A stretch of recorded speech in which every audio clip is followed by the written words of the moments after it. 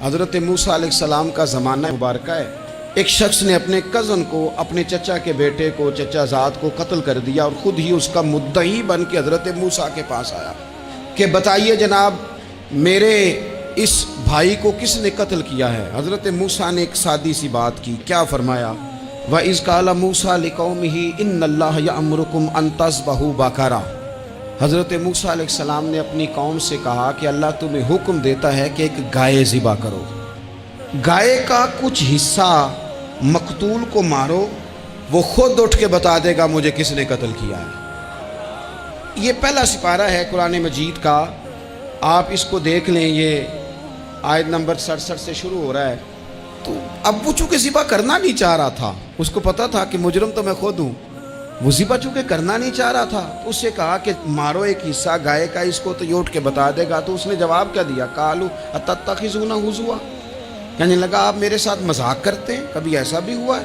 قال اعوذ باللہ ان اکون من الجاہلین۔ حضرت موسیٰ علیہ السلام فرمانے لگے میں اللہ کی پناہ مانگتا ہوں میں جاہلوں میں سے ہو جاؤں۔ ہر وقت مذاق کرتے رہنا یہ تو جاہلوں کا طریقہ ہے۔ کن کا ہے؟ حضرت موسیٰ نے کہا ہے، قرآن پاک ہے، ہر وقت مذاق کرتے رہنا۔ خوش طبی اور چیز ہے، مسکراتے رہنا، لیکن کسی کا مذاق ہر وقت اڑاتے رہنا کن کا طریقہ ہے؟ جاہلوں کا۔ جب کہا نہیں ذبح کرنی ہے تو اب ذرا دیکھیے کرنا نہیں نہ چاہ رہے، قالوا ادع لنا ربک یبین لنا ما ہی، کہنے لگے اے موسیٰ پھر آپ نہ رب سے دعا کریں کہ وہ ذرا کھول کے بتائے وہ گائیں کس طرح کی ہو۔ ارادہ نہیں نا ذبح کرنے کا، آپ دعا کریں۔ قال انہ یقول انہا بقرۃ لا فارض ولا بکر، فرمایا کہ رب کہتا ہے وہ گائے نہ بوڑھی ہو نہ زیادہ بچیا ہو، عوان بین ذالک، ان کے درمیان ہو، یعنی جوان گائے ہو۔ فافعلوا ما تؤمرون، کرو جس کا تمہیں حکم دیا جا رہا ہے۔ قالوا ادع لنا ربک یبین لنا ما لونھا، لو اگلی بات سن لو، کہنے لگے آپ دعا کریں رب سے کہ وہ کھول کے بتائے اس کا رنگ کس طرح کا ہو، رنگ بتائیں کس طرح کا ہو۔ قال انہ یقول انہا بقرۃ صفراء، فرمایا رب فرماتا ہے کہ صفراء رنگ کی ہو، یعنی گہرے زرد رنگ کی ہو۔ یہ رب فرماتا ہے اس طرح کی گائے ذبح کرو۔ فاقع لونھا تسر الناظرین، اور جب کوئی اسے دیکھے تو اسے اچھا بھی لگے، آنکھوں کو اچھی لگے وہ گائے، اس طرح کی گائیں ذبح کرو۔ لو اتنی باتیں بتا دی۔ قالوا ادع لنا ربک یبین لنا ما ہی، کہنے لگے نہیں آپ پھر دعا کریں اللہ ذرا کھول کے بتائے گائیں کس طرح کی ہو۔ ان البقرہ تشابہ علینا، ہمیں ذرا گائیں پر شبہ پڑ گیا ہے کس طرح کی ذبح کرنی چاہیے۔ وَإِنَّا انشاءاللہ لمہتدون، اگر اللہ نے چاہا تو ضرور ہم ہدایت پا جائیں گے۔ پھر اللہ تعالیٰ نے فرمایا کہ قال انہ یقول انہا بقرۃ لا ذلول تثیر الارض، گائیں اس طرح کی ہو کہ وہ کبھی کھیتی میں نہ چلائی گئی ہو، یعنی اس کو کبھی کام نہ اس سے لیا گیا ہو۔ بیل کو لوگ لگاتے تھے نا، جو کام آج ٹریکٹر سے لیا جاتا ہے وہ گائے بیل سے لیا جاتا تھا، تو وہ کھیتی باڑی کے کام نہ اس کو لگایا گیا ہو۔ ولا تسقی الحرث، اور نہ اس سے پانی نکالا گیا ہو، نہ کھیت چلانے ہل چلانے میں لگائی گئی ہو، اور وہ جو کنواں ہوتا تھا جس کے گرد گائیں گھومتی تھی، تو کہا وہ بھی کام اس نے نہ کیا ہو گائے نے۔ مسلمۃ لا شیۃ فیہا، وہ ہر عیب سے پاک ہونی چاہیے۔ قالوا الآن جئت بالحق، اب کہنے لگے اب آپ صحیح بات لے کے آئے، اب سوال ختم ہو گئے نا، کہنے لگے اب آپ بات فذبحوہا، انہوں نے ذبح کر دی۔ وما کادوا یفعلون، پر ایسا کرتے نظر آتے، لگتا نہیں تھا کریں گے ذبح پر ذبح۔ اچھا یہ گائیں پھر ملی کیسے؟ امام خازن کہتے ہیں کہ ایک نیک آدمی تھا، تو اس کا آخری وقت آ گیا تو اس کے پاس جو کل جمع پونجی تھی وہ ایک بچیا تھی، گائیں کی بچی، بچیا ویڑی، اس کے پاس وہ ایک بچیا تھی صرف۔ تو اس نے اس طرح کیا کہ اس کی گردن پر ایک مہر لگائی، اللہ کے نام پر بطور امانت اس نے اس کو جنگل میں چھوڑا، کہا یا اللہ میرا بیٹا ایک ہی ہے وہ بھی چھوٹا ہے، اس کی حفاظت کرنا اور میرے بیٹے کو پہنچا دینا۔ بچہ بالغ ہو گیا، اس کی ماں نے کہا بیٹا جو امانتیں رب کے پاس رکھوائی جائیں نا ان میں خیانتیں نہیں ہوا کرتی، جا کے جنگل میں آواز دے تیری گائے واپس آ جائے گی۔ اس نے جا کے جنگل میں آواز دی کہ وہ جو میرے باپ نے امانت رکھوائی تھی وہ کدھر ہے؟ وہ نشان لگی ہوئی گائیں دوڑتی ہوئی اس کے پاس آئی۔ واللہ خیر الرازقین، جب رب بندوبست کرے، جب اللہ بندوبست کرے تو پھر معاملہ اور ہوتا ہے۔ وہ گائے آ گئی۔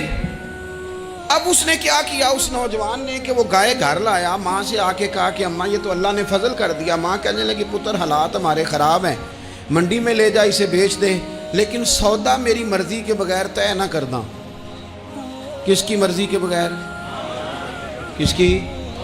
اماں کی مرضی۔ اور سنو یار، تھے کچھ لوگ جن کو لوگوں نے تانے بھی دیے کہ تم ماں کے پیچھے لگ گیا ہے، لوگوں نے بڑا کچھ کہا، پر جو ماں کی مرضی پہ لگیں ناکام نہیں ہوتے زندگی میں۔ یہ دیکھو ماں کی مرضی پہ لگا۔ اس کی قیمت کتنی تھی گائے کی؟ بڑی مہنگی تھی، پر 3 دینار کی تھی۔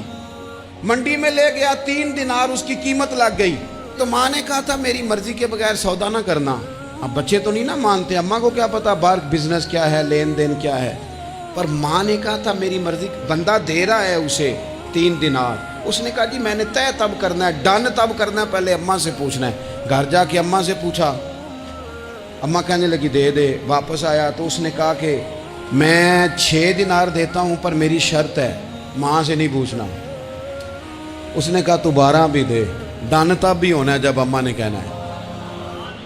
وہ جب اس طرح کی اس نے گفتگو کی، واپس اپنی والدہ کے پاس گئے، کہنے لگے اماں سمجھ نہیں آتی، 3 دینار کی گائیں بندہ 12 میں خریدنے کو تیار ہے، شرط لگاتا ہے کہ اماں سے نہیں پوچھنا۔